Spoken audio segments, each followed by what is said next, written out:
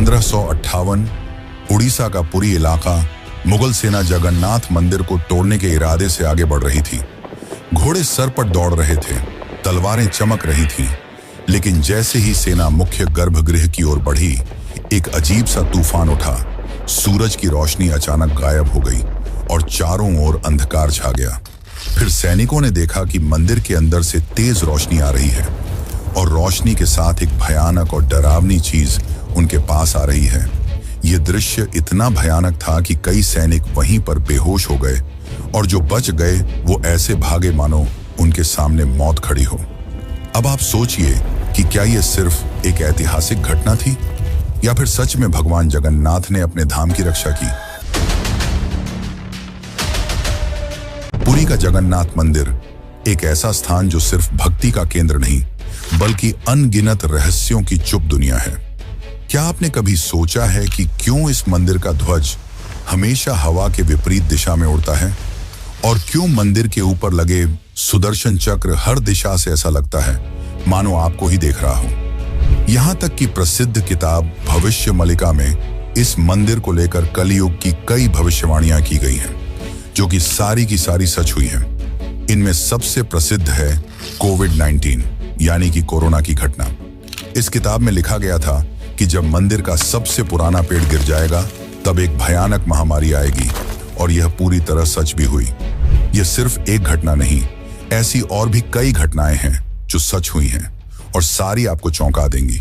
इस मंदिर के अंदर ऐसे और भी कई अनसुने और खतरनाक रहस्य छुपे हुए हैं जो आपके होश उड़ा देंगे।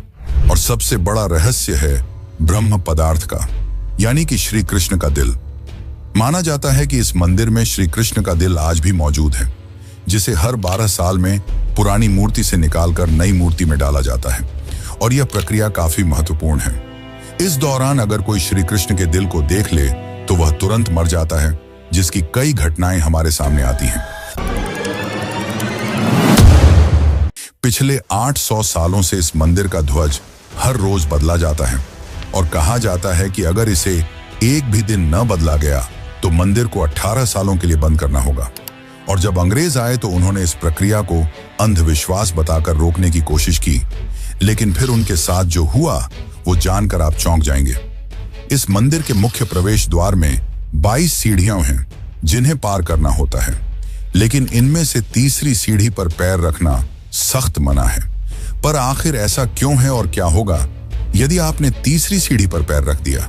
फिर आती है मंदिर की रसोई, जहां 7 बर्तनों में एक साथ प्रसाद पकता है। पर नीचे की आंच से ऊपर वाला बर्तन पहले कैसे पक जाता है? क्या मंदिर की रसोई विज्ञान के नियमों को भी चुनौती देती है? ऐसे ही और भी न जाने कितने चौंकाने वाले रहस्य। ये सिर्फ एक मंदिर नहीं, ये एक ऐसा तीर्थ है जहां धर्म, विज्ञान, वास्तु और चमत्कार चारों एक साथ खड़े हैं, जहां श्रद्धा सिर्फ पूजा नहीं बल्कि रहस्यों से सामना करने की तैयारी है। तो क्या आप तैयार हैं एक ऐसे सफर के लिए जहां हर अध्याय आपको चौंकाएगा, हर रहस्य आपके विश्वास को चुनौती देगा और हर जवाब एक नए सवाल को जन्म देगा? चलिए चलते हैं जगन्नाथ मंदिर की उस रहस्यमयी यात्रा पर, जहां भगवान खुद हर सवाल का उत्तर है।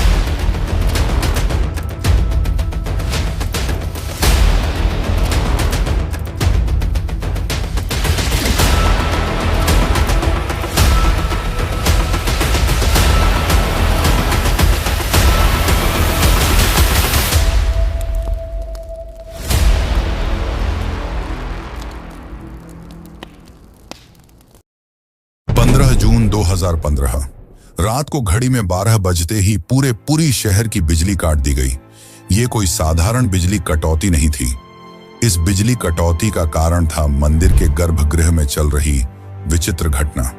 मंदिर के मुख्य पुजारी इस अंधेरी रात में अपनी आंखों पर पट्टी बांधे और हाथ में एक मोटा दस्ताना पहने हुए अपने हाथों पर एक दिव्य पदार्थ लेकर भगवान की मूर्ति की ओर बढ़ रहे थे। ये कुछ और नहीं, श्री कृष्ण का दिल था, जिसे ब्रह्म पदार्थ भी कहा जाता है। ठीक 12 साल बाद यह प्रक्रिया आज मंदिर में फिर दोहराई जा रही थी, जहां भगवान जगन्नाथ की पुरानी मूर्ति से उनके दिल को निकालकर नई मूर्ति में लगाया जाता है। ये होता है भगवान के शरीर को बदलने का, लेकिन आत्मा को यथावत रखने का अनुष्ठान। माना जाता है कि यह मंदिर दुनिया का एकमात्र मंदिर है जहां भगवान आज भी जीवित रूप में बसते हैं, और जब उनका शरीर पुराना हो जाता है तो ठीक उसी तरह नया शरीर दिया जाता है जैसे कोई आत्मा नया जन्म लेती है। कहते हैं इस ब्रह्म तत्व को आज तक किसी ने नहीं देखा, और जिसने भी देखने की कोशिश की वो जिंदा नहीं बचा। नवकलेवर की रात जब पुरानी मूर्तियों से ब्रह्म तत्व निकालकर नई मूर्तियों में डाला जाता है, पुरी में कर्फ्यू जैसा माहौल बना दिया जाता है। पूरे शहर की बिजली काट दी जाती है, मंदिर को घोर अंधेरे में बंद कर दिया जाता है। मंदिर के अंदर होते हैं सिर्फ विशुद्ध ब्राह्मण, जिनका खानदान सदियों से यही कार्य करता आया है। उनकी आंखों पर पट्टी बांधी जाती है और हाथों पर मोटे दस्ताने पहनाए जाते हैं, ताकि वे ना देख सकें और ना ही महसूस कर सकें कि ब्रह्म पदार्थ है क्या। जब यह प्रक्रिया होती है तब मंदिर की सुरक्षा सीआरपीएफ के जवान करते हैं, और किसी भी व्यक्ति का मंदिर के अंदर जाना सख्त मना होता है। जब 2015 में यह अनुष्ठान हुआ था, तब एक पांडे ने उस ब्रह्म तत्व को हाथ लगा दिया था, जिसके बाद वह तुरंत ही बेहोश हो गया, और जब आंख खुली तो वह मानसिक रूप से पूरी तरह अस्थिर हो गया था। तो सवाल उठता है, ब्रह्म तत्व आखिर है क्या? क्या यह कोई दिव्य ऊर्जा है? क्या यह सिर्फ विश्वास है, या सच में कोई ऐसा अविनाशी पदार्थ मौजूद है जो युगों से युगों तक जीवित है? माना जाता है कि यह ब्रह्म पदार्थ काफी ज्यादा शक्तिशाली है, जिससे लगातार दिव्य ऊर्जा निकलती रहती है और हमेशा हल्का सा कंपन महसूस होता रहता है। प्रसिद्ध इंडियन आर्कियोलॉजिस्ट प्रवीण मोहन के हिसाब से श्री कृष्ण सिर्फ एक इंसान नहीं बल्कि एक सुप्रीम बीइंग थे। उनके मुताबिक ब्रह्म पदार्थ, जिसे कृष्ण का दिल भी कहा जाता है, वह असल में एक आर्क रिएक्टर है, यानी कि एक ऐसा डिवाइस जो भयंकर स्तर की ऊर्जा उत्पन्न करता है। उन्होंने यह तक बताया कि क्यों जगन्नाथ की मूर्तियों को लकड़ी से बनाया जाता है। उनके अनुसार लकड़ी बिजली को कंडक्ट नहीं करती, जिस कारण वह ब्रह्म पदार्थ से निकलने वाली इलेक्ट्रोमैग्नेटिक एनर्जी को रोक लेती है। वैसे तो माना जाता है आज तक इसे किसी ने नहीं देखा है, पर आज से करीब 50 साल पहले एक व्यक्ति ने दावा किया था कि उसने इस हृदय को देखा है। उसने कहा कि हृदय चांदी की तरह तरल बह रहा था, और यही तरल लकड़ी को कमजोर कर देता है, जिस कारण हर 12 साल में मूर्तियों को बदलना पड़ता है। उस व्यक्ति ने यह तक कहा कि जब उस हृदय को प्रकाश में लाया गया तो वह चक्र की तरह घूमने लगा और जोर से कंपन करने लगा, यानी कि जब इस ब्रह्म पदार्थ को रोशनी मिलती है तो यह और भी ज्यादा सक्रिय हो जाता है, जो कि खतरनाक साबित हो सकता है। जिस कारण हर बार जब इसे पुरानी मूर्ति से नई मूर्ति में बदला जाता है तब पूरी शहर की बिजली काट दी जाती है। विज्ञान के लिए आज भी यह एक चौंकाने वाला रहस्य है जिसे कोई समझ नहीं पाया, लेकिन भक्तों के लिए यह उनके श्री कृष्ण हैं, उनका दिल है, जिस कारण हर दिन लाखों की तादाद में भक्त भगवान जगन्नाथ के दर्शन करने आते हैं। वैसे क्या आपको पता है कि जब श्री कृष्ण की मृत्यु हुई तब पांडवों ने उनके शरीर को जला दिया था, पर फिर कैसे उनका हृदय बच गया और वह पुरी तक कैसे पहुंचा? और इस भव्य मंदिर की रचना किसने की? आखिर कौन था जिसने बड़ी ही चमत्कारी तरीके से भगवान जगन्नाथ की मूर्ति बनाई? तो चलिए जानते हैं अब इस रहस्यमयी और रोचक घटना को, जो आपको इंटरनेट और किताबों में नहीं देखने को मिलेगी। लेकिन उससे पहले अगर आपको वीडियो अच्छी लग रही है तो इसे लाइक करके कमेंट में जय जगन्नाथ जरूर लिखें। आज से करीब 5000 साल पहले महाभारत युद्ध के पश्चात चारों तरफ केवल लाशें ही पड़ी थीं। लाखों पड़े शव और कौरवों के विनाश ने सबको झकझोर दिया। कौरवों की माता गांधारी ने इस विनाश का कारण श्री कृष्ण को बताया। उनके हिसाब से अगर श्री कृष्ण चाहते तो यह युद्ध होता ही नहीं, पर उन्होंने ऐसा नहीं किया, जिसके कारण क्रोधित होकर गांधारी ने कृष्ण को श्राप दिया, गिना, जिस प्रकार मेरे वंश का विनाश हुआ है ठीक उसी प्रकार तुम्हारे भी वंश का विनाश हो जाएगा। इस श्राप के 36 साल बाद जब एक दिन श्री कृष्ण जंगल में विश्राम कर रहे थे, तब एक शिकारी ने उन्हें हिरण समझकर उन पर तीर चला दी, और जैसे ही तीर श्री कृष्ण के पैरों पर जाके लगी, उन्होंने इस लोक को छोड़ दिया और मृत्यु को स्वीकार किया। और माना जाता है कि उनके मृत्यु के साथ ही पूरी द्वारका नगरी पानी में समा गई, जिससे उनका पूरा वंश समाप्त हो गया। माना जाता है कि जब शिकारी ने उन्हें गलती से मारा तो उसे बहुत पछतावा हुआ और उसने श्री कृष्ण से माफी मांगी, पर श्री कृष्ण ने बताया कि ये मेरे ही कर्मों का फल है। उन्होंने समझाते हुए कहा कि पिछले जन्म में तुम महान वानर राजा बाली थे, जिसे मैंने ही राम अवतार में छल से मार दिया था, और उसी कारण आज तुम मेरे मृत्यु का कारण बने। माना जाता है कि जब श्री कृष्ण की मृत्यु की खबर पांडवों को मिली तो उन्होंने पूरे रीति रिवाज से श्री कृष्ण का अंतिम संस्कार किया, और जब उनके शरीर को जलाया गया तो उनका पूरा शरीर पंचतत्वों में विलीन हो गया, परंतु उनका हृदय बच गया और जलने की बजाय और भी अधिक ऊर्जा से धड़कने लगा।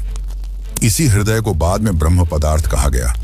अर्जुन ने इस हृदय को लकड़ी के मंच पर रखकर नदी में बहा दिया। काफी लंबे समय तक बहने के बाद यह ब्रह्म पदार्थ उड़ीसा के समुद्र तट पर पहुंचा। उस समय उस तट पर सबरा जनजाति समुदाय के लोग रहा करते थे। उस जनजाति के मुखिया विश्ववसु ने जब इस ब्रह्म पदार्थ को देखा तो वे इसकी ऊर्जा और दिव्य प्रकाश से प्रभावित हो गए।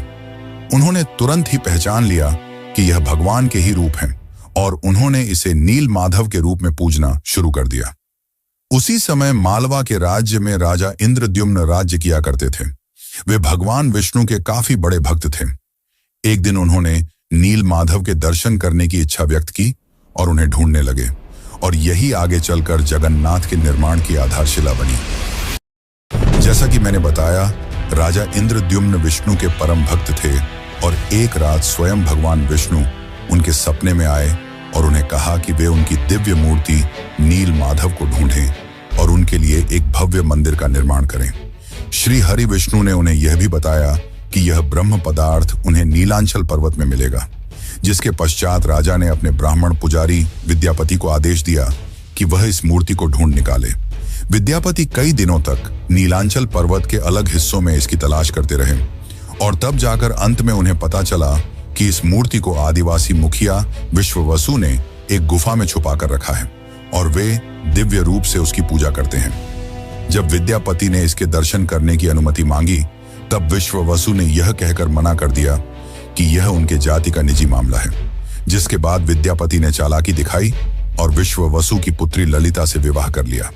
अब विद्यापति ने ललिता की मदद से विश्ववसु को मनाया और वे उस गुफा की ओर चल पड़े।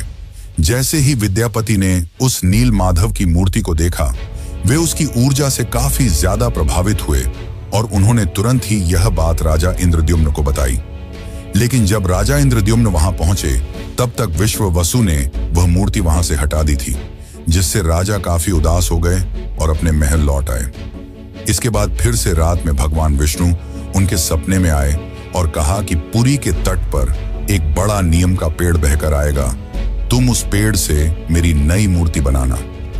वह पेड़ काफी बड़ा था, जिसे उठाना आसान नहीं था। आखिर में जैसे तैसे वे पेड़ को महल तक ला पाए, लेकिन अब सवाल यह था कि इनसे भगवान की मूर्ति कौन बनाएगा। बहुत से कारीगरों ने इस पेड़ से मूर्ति बनाने की कोशिश की, लेकिन सब असफल रहे। उन्होंने कहा कि पेड़ इतना ज्यादा मजबूत है कि हमारे छेनी हथौड़ी का उस पर कोई असर नहीं हो रहा। यह सुनकर राजा काफी परेशान हो गए। तभी एक दिन भगवान विश्वकर्मा एक बूढ़े साधु के रूप में वहां पधारे और उन्होंने कहा कि वे ये मूर्ति 21 दिनों में बनाकर देंगे। राजा काफी प्रसन्न हुए, पर उस बूढ़े आदमी ने एक शर्त रखी। उसने कहा कि मैं एक कमरे में बंद रहकर 21 दिनों में यह मूर्ति बनाऊंगा, और तब तक कोई भी इस कमरे का न तो दरवाजा खोलेगा और न ही कोई अंदर आएगा। राजा ने उसकी यह शर्त स्वीकार की और फिर मूर्ति बनाने का कार्य शुरू हुआ। दरवाजा बंद किया गया और कक्ष से छेनी हथौड़ी की आवाजें आने लगीं। लेकिन 15 दिनों बाद अचानक से छेनी हथौड़ी की आवाज आना बंद हो गई। महाराज की रानी गुंडीचा काफी चिंतित हो गई और महाराज को कहा कि हमें दरवाजा खोलकर देखना चाहिए। शायद वह वृद्ध व्यक्ति भूख और प्यास की वजह से मर तो नहीं गया होगा। राजा ने शुरुआत में तो मना किया, पर बाद में वे इसके लिए मान गए और दरवाजा खोल दिया। लेकिन जब दरवाजा खुला तो सभी हैरान रह गए। वह वृद्ध व्यक्ति गायब हो चुका था और पीछे केवल 3 अधूरी मूर्तियां थीं। राजा को यह देखकर काफी दुख हुआ, क्योंकि उनकी शर्त तोड़ने की वजह से भगवान की मूर्तियां आधी रह गईं। जगन्नाथ भगवान के हाथ और पैर अधूरे थे। बलराम और देवी सुभद्रा की मूर्तियां भी अधूरी थीं। जब राजा मूर्ति के पास गए तब उन्हें दिल की धड़कन महसूस हुई और मूर्ति के अंदर से एक दिव्य आवाज आई जिसने राजा को बताया कि श्री कृष्ण का हृदय इस मूर्ति के अंदर है। राजा ने इन मूर्तियों को स्थापित किया और आज यही अधूरी मूर्तियां भगवान जगन्नाथ के रूप में पुरी में पूजी जाती हैं। वैसे दोस्तों, आपको एक बात बता दूं, जो हो रहा है वह पहले ही लिखा जा चुका है और जो लिखा गया है वही होकर रहेगा। ये कोई फिल्मी डायलॉग नहीं, बल्कि पुरी के भक्तों की आस्था और सच्चाई है भविष्य मालिका की। तो चलिए जानते हैं उन भविष्य मालिका की घटनाओं को जो आज सच साबित हो रही हैं। मित्रों, इस मंदिर का इतिहास और वर्तमान एक भविष्यवाणी से जुड़ा हुआ है। भविष्य मालिका एक दिव्य ग्रंथ है जिसे लगभग 500 साल पहले ओडिशा के महान संत आचार्य महाप्रभु अच्युतानंद ने लिखा था। कहा जाता है कि वे पंचसखा यानी भगवान जगन्नाथ के 5 दिव्य सेवकों में से एक थे, जिन्होंने भगवान के आदेश पर कलयुग की कई घटनाओं को पहले ही देख लिया था। यह ग्रंथ ओडिया भाषा में लिखा गया है और इसकी पंक्तियां कविता के रूप में हैं, जैसे किसी गूढ़ रहस्य का संकेत दे रही हों। आइए हम आपको बताते हैं भविष्य मालिका की कुछ चौंकाने वाली भविष्यवाणियां जो जगन्नाथ मंदिर और कलयुग के अंत से जुड़ी हुई हैं। इस ग्रंथ की सबसे चौंकाने वाली भविष्यवाणी 4 साल पहले काफी ज्यादा वायरल हुई थी, जब लोगों ने दावा किया कि इसमें कोरोना महामारी का वर्णन भी है। नाना रोग आसीबा, गोटे बड़ा व्याधि, लोका घरे रहीबे, बाहर कुना जीबा, अर्थात अनेकों रोग आएंगे, एक बड़ा रोग फैलेगा, लोग घरों में बंद रहेंगे, बाहर नहीं निकल पाएंगे। अब ये पंक्तियां किसी भी सामान्य रीडर को 2020 की कोविड-19 महामारी की याद दिला देती हैं। पुरी और ओडिशा में कई संतों और विद्वानों ने इसे भविष्य मालिका की सटीक भविष्यवाणी माना। इस किताब की एक और बात, इसमें जिक्र किया गया है कि मंदिर परिसर के ऊपर जो कपड़ा है उसमें आग लगने की घटना का उल्लेख मिलता है। कुछ साल पहले पहली बार त्रिदेव के वस्त्र में आग लगी थी। इस घटना के बाद कलयुग के अंत के बारे में एक बार फिर से बातें होने लगी। कहते हैं कि पापनाश एकादशी के दिन जगन्नाथपुरी मंदिर में एक अखंड महादीप जलाया गया था, लेकिन अचानक तेज हवा चली और झंडा उड़कर दीपक के ऊपर चला गया, जिससे मंदिर के झंडे में आग लग गई। यह घटना 19 मार्च 2020 को हुई थी। कहा जाता है कि दूसरे मंदिरों की तरह जगन्नाथ मंदिर के गुंबद पर कभी कोई पक्षी नहीं बैठता और ना ही इस पर कोई प्लेन या हेलीकॉप्टर उड़ता है, लेकिन जुलाई 2020 के बाद से मंदिर के गुंबद पर गिद्ध, चील और बाज को देखा गया था। ये पक्षी मंदिर के गुंबद, स्तंभ और नील चक्र पर भी बैठे थे। ऐसे में दुनिया के महाविनाश की भविष्यवाणी एक बार फिर से चर्चा में आ गई थी। भविष्य मालिका के अनुसार जब कलयुग का अंत करीब होगा तो भगवान जगन्नाथ मंदिर का नील चक्र यानी सुदर्शन चक्र तूफान से टेढ़ा हो जाएगा। मई 2019 में समुद्री तूफान फानी के कारण यह विशालकाय चक्र टेढ़ा हो गया था। ऐसे ही और भी कई भविष्यवाणियां हैं जो सच हो चुकी हैं और कई प्रसिद्ध भविष्यवाणियां हैं जो आने वाले को लेकर की गई हैं। 3 रथ यात्राएं एक साथ रुकेंगी, नदियां उल्टी दिशा में बहेंगी, ब्रह्म तत्व मंदिर से गायब हो जाएगा और फिर में अंत में आएंगे भगवान के आखिरी अवतार कल की। अब दोस्तों, आप ही सोचिए कि क्या यह महज संयोग है या सच में आचार्य अच्युतानंद को भविष्यदर्शी शक्तियां प्राप्त थीं। अगर उन्होंने आज से सैकड़ों साल पहले ऐसी बातें लिख दी जो अब सच हो रही हैं, तो क्या हमें उनकी बाकी भविष्यवाणियों को भी गंभीरता से लेना चाहिए? भविष्य मालिका कोई साधारण ग्रंथ नहीं, बल्कि वो कायनात का रोड मैप है जिसे बस समझने की जरूरत है। वैसे आपकी जानकारी के लिए बता दूं कि सन 1558 में मुगल सेना ने मंदिर को तोड़ने की कोशिश की। फिर उनके साथ जो हुआ वो चौंकाने वाला था और इस घटना को पहले ही भविष्य मालिका में लिख दिया गया था। और साथ ही भविष्य मालिका में अंग्रेजों को लेकर भी यह कहा गया था कि गोरे आएंगे और मंदिर को बंद कराने की कोशिश करेंगे। तो चलिए अब जानते हैं कि जब मुगल सेना ने मंदिर पर आक्रमण किया तो क्या हुआ और कैसे ब्रिटिशर्स ने भक्तों की श्रद्धा को अंधविश्वास बताकर मंदिर को बंद करने की कोशिश की। लेकिन उससे पहले चैनल को सब्सक्राइब जरूर कर लें। यह आपके लिए तो फ्री है, पर इससे हमारी काफी मदद हो जाती है। सन 1558 उड़ीसा के पूरी इलाके में घना अंधकार छाया हुआ था, पर वो अंधकार आसमान में नहीं, लोगों के मन में था। क्योंकि इस बार कोई साधारण लुटेरा नहीं, मुगल सेना खुद मंदिर को गिराने के इरादे से आ रही थी। कला पहाड़ नाम का अफगान जनरल, जो तब बंगाल का गवर्नर था, उसकी क्रूरता इतनी बदनाम थी कि उसका नाम सुनकर ही लोग कांप उठते थे। कहा जाता है कि वो सनातन धर्म और मंदिरों से विशेष नफरत रखता था। उस दिन उसकी फौज पूरी ताकत के साथ पुरी की ओर बढ़ी। घोड़े सर पर दौड़ रहे थे, तलवारें लहराई जा रही थीं और मंदिर की शांति में एक भयंकर आंधी की आहट आने लगी। जैसे ही सैनिक मुख्य गर्भगृह की ओर बढ़े, अचानक मौसम बदल गया। तेज हवाएं चलने लगीं, आकाश काला पड़ गया, सूरज की रोशनी एकदम गायब हो गई और मंदिर के चारों ओर एक रहस्यमयी घना अंधेरा छा गया। मंदिर के भीतर से एक चमकती हुई रोशनी निकली, जो किसी इंसान की नहीं थी। ये रोशनी जैसे ही बाहर आई, पूरा मैदान एकाएक शांत हो गया। सैनिकों में अफरा तफरी मच गई, कुछ बेहोश हो गए, कुछ उल्टा भागने लगे। बिना एक भी तलवार चले कला पहाड़ की पूरी फौज पीछे हट गई।